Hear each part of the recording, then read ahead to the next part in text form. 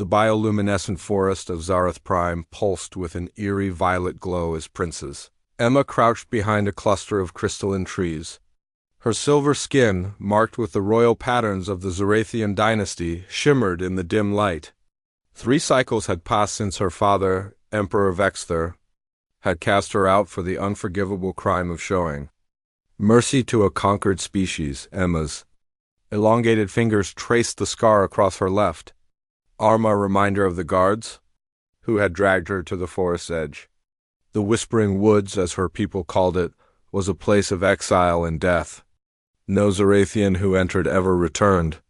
The forest fed on fear, they said, twisted minds until madness consumed them. But Emma had discovered something her people never knew. The forest didn't feed on fear. It fed on hatred and violence. And she had neither in her heart. She gathered the phosphorescent moss that grew along the crystal bark, her only source of sustenance. The loneliness cut deeper than any physical wound. Sometimes she wondered if her father had been right, if compassion truly was weakness in a universe built on conquest. The sound of boots crunching on crystalline undergrowth shattered the forest's usual silence. Emma's 4 eyes widened. No Zarathian would dare enter these woods. She pressed herself against a tree trunk, her natural camouflage activating, blending her silver skin with the violet surroundings. Through the gaps in the foliage, she saw him, a human dot. She had studied their species during her time in the Imperial Academy.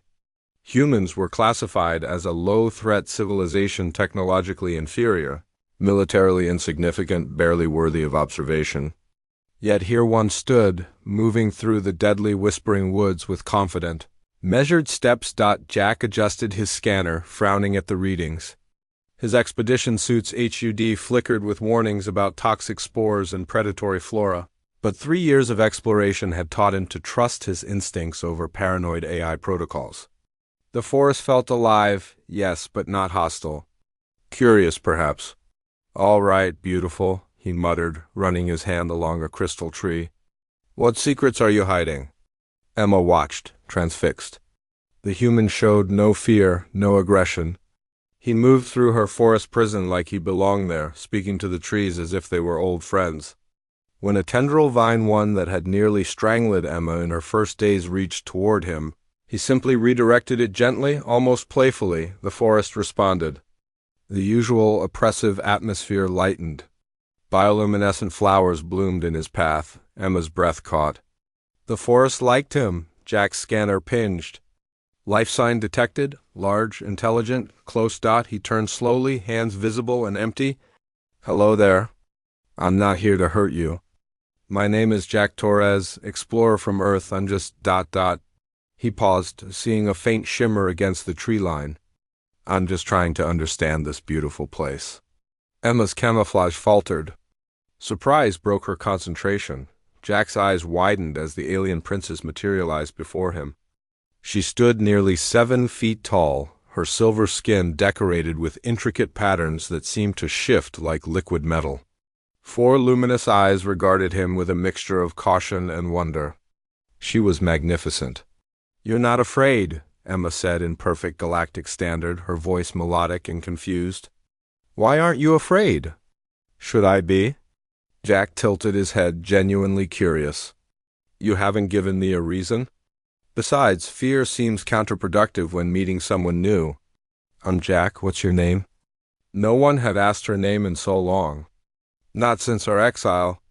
Her father's guards had stripped her of her title before throwing her into the forest. But this human, this supposedly primitive creature, spoke to her with simple dignity. "Emma," she whispered.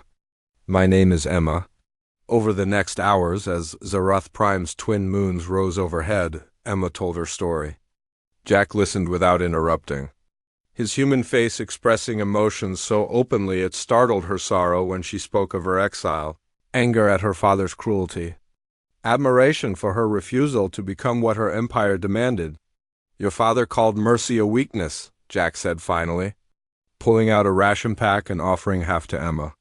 "But I've seen countless species across this galaxy. You know what the strongest ones have in common?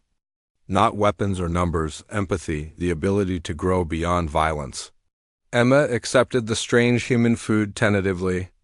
Your species is considered insignificant by the Empire. Barely worth conquering. Jack laughed, the sound warm and genuine. Yeah, we get that a lot. But we're still here, still exploring, still choosing curiosity over conquest. He met her 4 eyes with his 2. Maybe that's our strength. We don't survive by being the biggest predator. We survive by making friends. Friends? The concept was foreign to Zarathian royalty. Yeah, like us. Right now. Jack extended his hand, a human gesture Emma had read about but never experienced.